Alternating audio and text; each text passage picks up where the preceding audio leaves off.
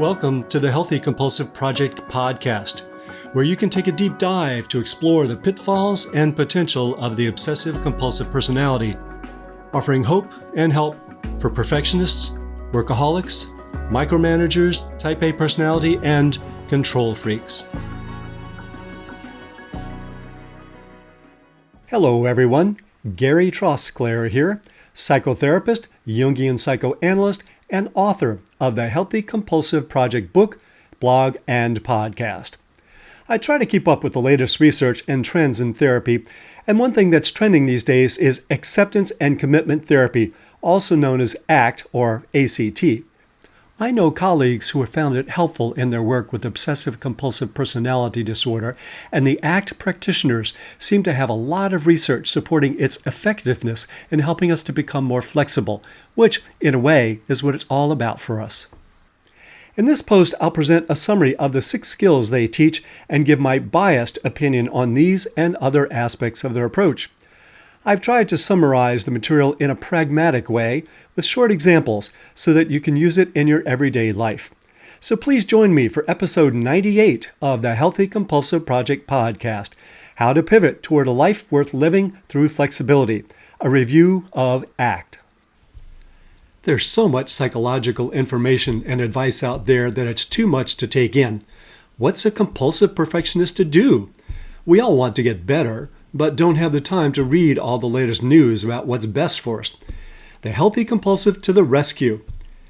To take a dent out of the stuff you might feel you have to read to be up on the most recent developments in mental health, here's a practical review of the relatively new approach to therapy called acceptance and commitment therapy, with brief examples of how to apply it. My review is 129,332 words shorter than the definitive book about it, not to mention $52 cheaper, and hopefully not as dry. Many listeners to this podcast either see or have been told that they need to be more flexible. Well, that's jolly good, but how? When the Healthy Compulsive book first came out, it was enthusiastically reviewed by a psychologist at a teaching hospital. She said that there were similarities between my approach and acceptance and commitment therapy, also known as ACT. I knew little about ACT at the time and decided it was high time I did. The reviewer was right. Similarities between my approach and ACT include an emphasis on values, being in the present, respecting feelings without being overwhelmed by them, and, perhaps most importantly, being flexible. I don't agree with all of ACT, but I don't have enough objections to make me drop it like a hot tomato. But there are differences in our approaches. ACT is a behavioral approach, more related to cognitive behavioral treatments than psychoanalytic or psychodynamic treatments. Theoretically, it has no emphasis on unconscious processes and less on history, though you really can't avoid this stuff. ACT is rich, deep, and, it seems to me, unnecessarily complicated at times. The creators are both scientists and clinicians, and it feels to me the science side predominates at times. They aim and claim to have lots of research which validates its effectiveness for a variety of conditions. Completely understanding it is not a matter of simply enduring a weekend workshop, and its name, Acceptance and Commitment Therapy, makes it sound simpler than it is. But we can glean some good ideas from it without having to accept that it will take years of commitment to master. Because one of the main goals of ACT is flexibility, it could be very helpful to people struggling with obsessive-compulsive personality disorder, that is OCPD, or to those just challenged by some obsessive-compulsive traits, perfectionism, workaholism, or type A personality. So let's dig in to see what helpful advice we might extract either for immediate use or to use if you're considering working with a therapist trained in ACT. Since therapists knowledgeable specifically about OCPD are harder to find than a taxi in a typhoon. Before I get into the nitty-gritty of the 6 skills they teach, I want to highlight the underlying importance of one of their suggestions: pivot to what matters most. To pivot means to shift direction, the same way that a door swings on a hinge. The idea is to take the energy that was going in a maladaptive direction and point it in the right direction. so that you open the door to what matters most in life rather than closing the door and locking yourself into mere survival. This is the same idea that helps an unhealthy compulsive become a healthy compulsive. Identify your deepest motivations and find a way to use your compulsive energy to help you achieve them. Pivot from maladaptive compulsivity to adaptive compulsivity. Same energy, better direction. Each of the 6 skills ACT uses asks us to pivot, and entertaining the idea that we can pivot is essential. Too often we assume that we're stuck and can't change. We need to change that. It is possible to change because what matters most has been there all along, just hanging out forlornly, feeling abandoned and waiting for you to remember it. You may have forgotten why you originally aimed for perfection, order, and control, but it has not forgotten you. Ideally, we pivot to return to original, healthy intentions that have gone awry, or, as ACT would put it, enlist the yearnings underlying the behavior that has swung away from those yearnings. This is an aspect of ACT that particularly resonates with my own work. They phrase it differently, but the resulting dynamic is similar. Identify your deepest yearnings and find a healthier way to meet those desires. For instance, they list competence as a fundamental yearning that sometimes goes awry. Becoming highly competent may feel like a necessity to prove goodness rather than a way to fulfill a desire. What they refer to as competence, I usually refer to as mastery, overcoming a challenge in a satisfying way. I believe that some people, especially compulsives, have a deep longing for mastery. Most psychology these days emphasizes relationships and doesn't recognize the role of mastery. So I find it validating that they recognize this yearning as well. It makes me feel competent. Our unhealthy obsessions and compulsions are often the result of healthy desires, such as mastery, being hijacked for unhealthy reasons, like proving that we are worthy or good, after all. So, as an example, Judy has a yearning for peace, though she is no longer really aware of that. But she still tries to achieve it by setting rigid, strict rules for herself and her family, thinking that the rules will bring order to her home and relief to her insecurity. Do laundry every Saturday no matter what, put utensils in the right order in their drawer or else, and, worst of all, no dessert except on the last Sunday of the month, and then only peaches and cream. No dulce de leche cheesecake for her family. It did not work. Once she recognized that it was peace that she was really yearning for, she was able to see that achieving peace was easier when she wasn't trying to get everyone to do things a certain way. Flexibility was the ticket, and that's what she pivoted to. The noise in her house and in her head died down when she accepted that the rules weren't working, and she committed to being more flexible. Now, my next comment might seem persnickety at first, but it really does matter, and since that's where we're pivoting to, I'm going to have a go at it.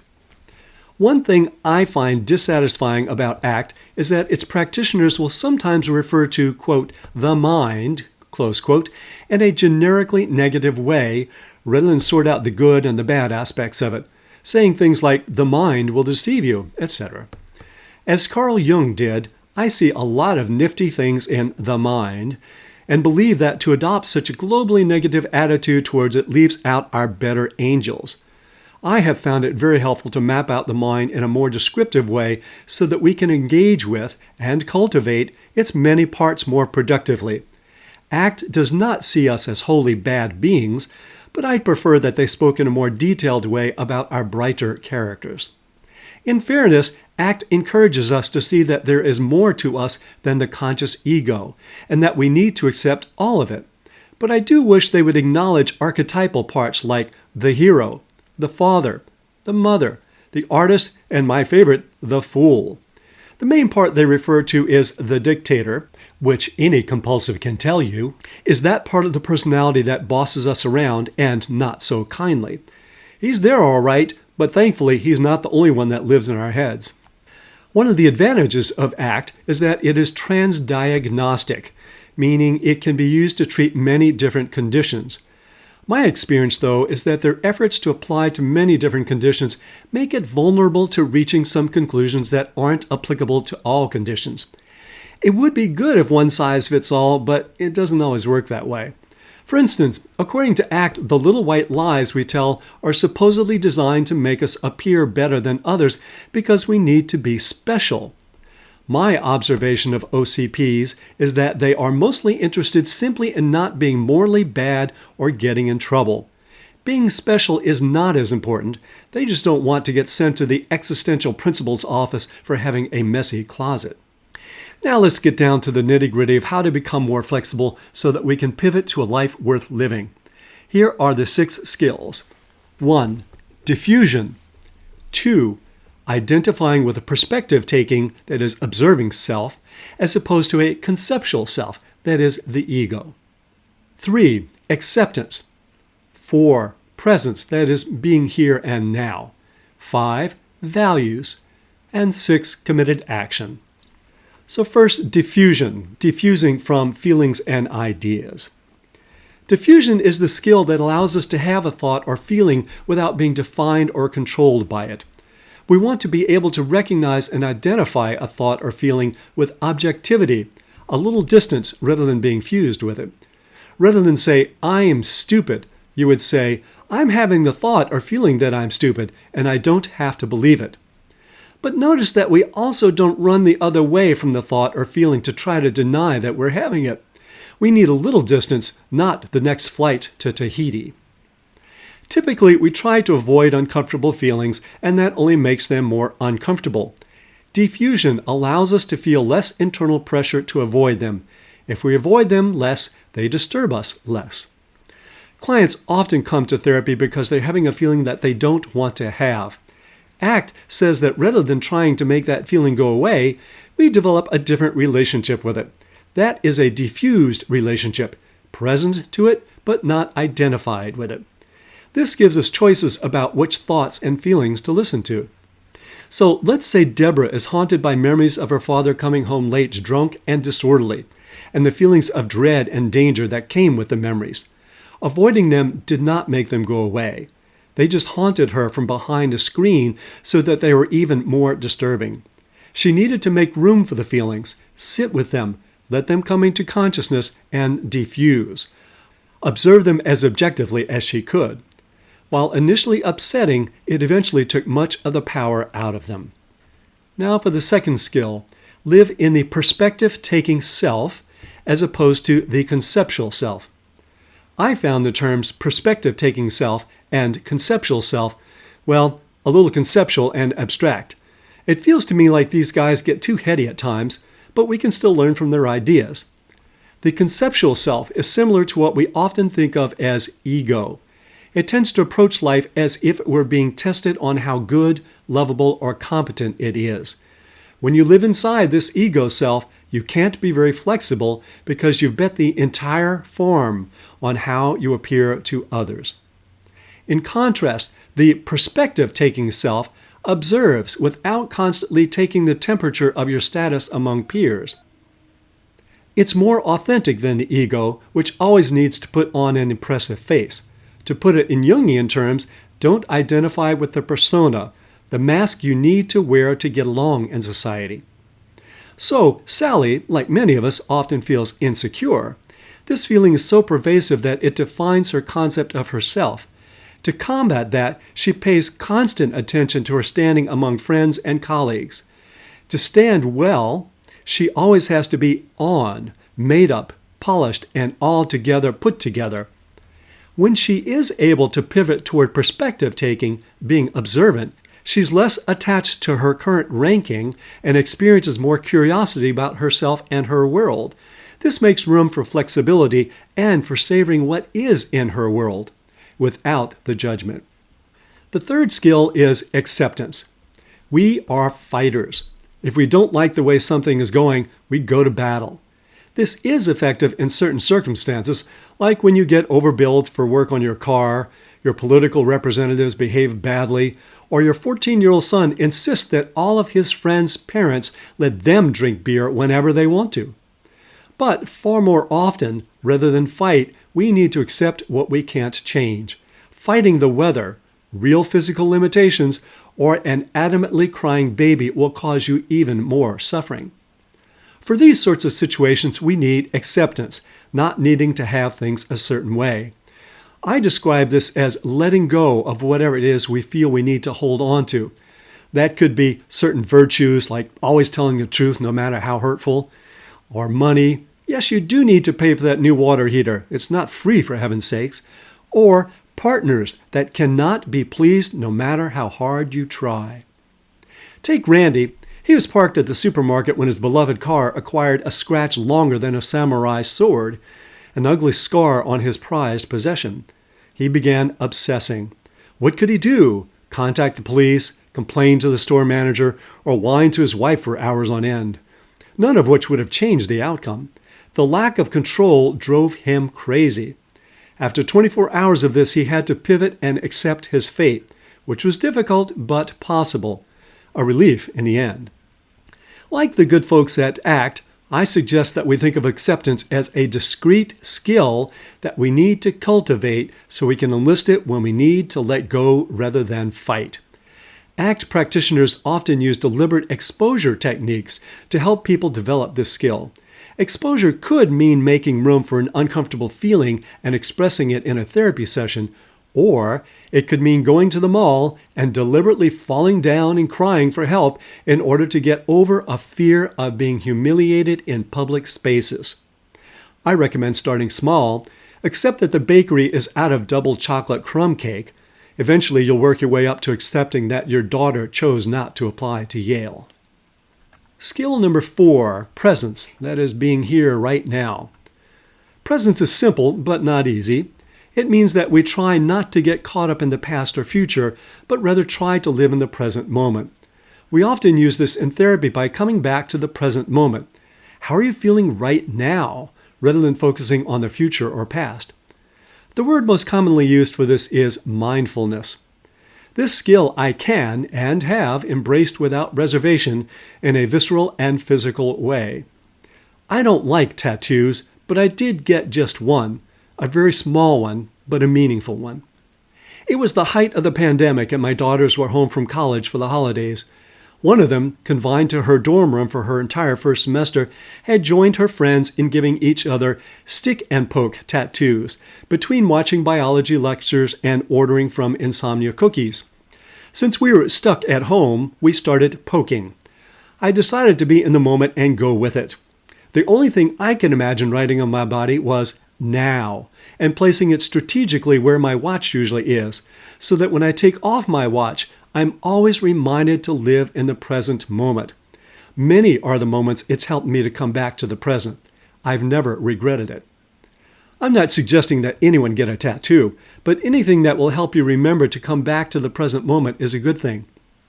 Here's a vignette of someone who benefited from a reminder on her phone. Jane was a planner. Lesson plans, vacation plans, wedding plans. That last one had not come to fruition yet, though. She scared off prospective wedding partners because her plans were always so elaborate and imperative. Plan long and prosper was her motto, which she followed as rigorously as if it were a commandment. But worse than her planning, she wasn't there with potential suitors when they were there with her. She was elsewhere. Finally, she was out to lunch, in more ways than one, with her friend Melanie. Jane was going on and on about her plans for her kitchen when Melanie waved both hands in front of Jane's face. "Are you here?" Melanie asked. Jane said, "What? Yes, no." "That's what I thought. You know, that gets hard to take after a while," Melanie said with a look of disappointment guaranteed to push its recipient into conversion. Melanie's confrontation had a big impact on Jane. She had been using an app on her phone to remind her to take care of various chores so that her plans would not be in jeopardy. She decided to change it to remind her to be present. It wasn't a complete fix, but it was a start. These are behavioral fixes to deal with the symptoms of escaping to the past or future. On a deeper level, it will also be important to feel whatever it is you want to escape and come to terms with it. The fifth skill is valuing what matters. In ACT, ways of living are considered values. So, for instance, I might value living with integrity, courage, persistence, or compassion. Keeping these values front and center is essential to living a fulfilling life. As a therapist, I emphasize those things which are most important to my patients, whatever they value, such as family, community, career, creativity, mastery, and leisure. When patients first come in, rarely do their behaviors and allocation of time match their stated values. ACT values describe the hows of life, such as living with compassion. For me, values are the whats of life, the things we value, such as friends and fulfillment. While the two ways of approaching values are slightly different, they overlap and can both serve as directions to take to live a satisfying life, a life that is worth living. Mitchell, for instance, was a fine piano player who had some decisions to make, and he hated making decisions as much as he hated going to the dentist. He hadn't quite broken into the strata of pianists who fly around the world in first class, playing mammoth concert halls and making yet another recording of Beethoven's Third Piano Concerto. Would he continue playing music, or would he take that job he had been offered? When I asked him what was most important, he said, playing good music well and enjoying it. You mean not the status or the kudos? No. There were ample opportunities for him to enjoy playing good music well without convincing the world he was the best piano player ever to lay hands on a Steinway grand. With the pressure off to succeed excessively, he was able to enjoy playing music much more, which he had not been able to do while playing competitions. Therapy should help us not just come to terms with the bad stuff by subtracting symptoms. It should also add the good stuff that's been missing, the things we have longed for that our old strategies blocked us from enjoying. And finally, skill 6, committed action. The final skill, committed action, is and is not as simple as it sounds. The action part of the idea is to actually take behavioral steps to live the values we have chosen. This can be satisfying in itself because we feel more competent as we do it. The commitment part is harder because it is a pledge to ourselves to persist even when it gets hard or painful. It's always about trying to behave in ways that are in accord with our values, and this takes flexibility. Michael, for instance, chose living with connection with his family as his first value. He was trying hard to act in accordance with it, but when he got the opportunity to go on a business trip that would improve his standing in the company and speak well for him if he was considered for a promotion, he was paralyzed. But things were already stressed at home.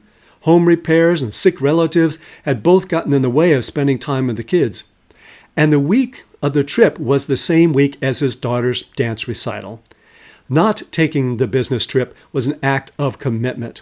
Not easy. I know this one sounds like a Hallmark movie, but ask any parent, and they'll tell you that this conflict is ever present in the job of raising children and one of the most difficult aspects of it.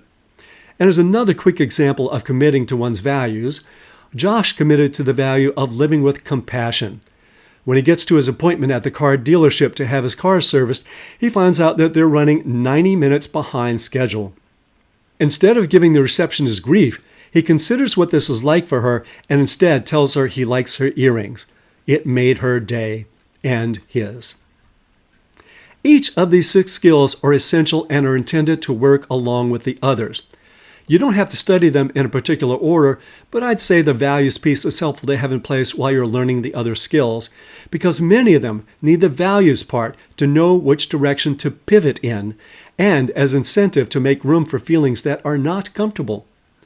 Whether you decide to try working with an ACT therapist or just decide to cultivate these skills on your own, I think there is merit in their method. These guys are serious about change. While they might think that a more rigorous approach to using the material is more ideal, I prefer to be, flexible about it. If you want to find their website, type in the Association for Contextual Behavior Science. In any case, I hope that the metaphor of pivoting with flexibility will stick with you. Decide what will make a life worth living for you and put all you've got into turning in that direction. You can find transcripts of this podcast with links to research sources and lots more at the Healthy Compulsive blog, www.thehealthycompulsive.com. If you'd like to subscribe to the Healthy Compulsive podcast, hit that subscribe button. And for a thorough guide to cultivating the positive potential of the compulsive personality, find my book on Amazon, The Healthy Compulsive, Healing Obsessive-Compulsive Personality Disorder and Taking the Wheel of the Driven Personality. And if you find any of these helpful, let others know by leaving a review. Till next time, enjoy the drive.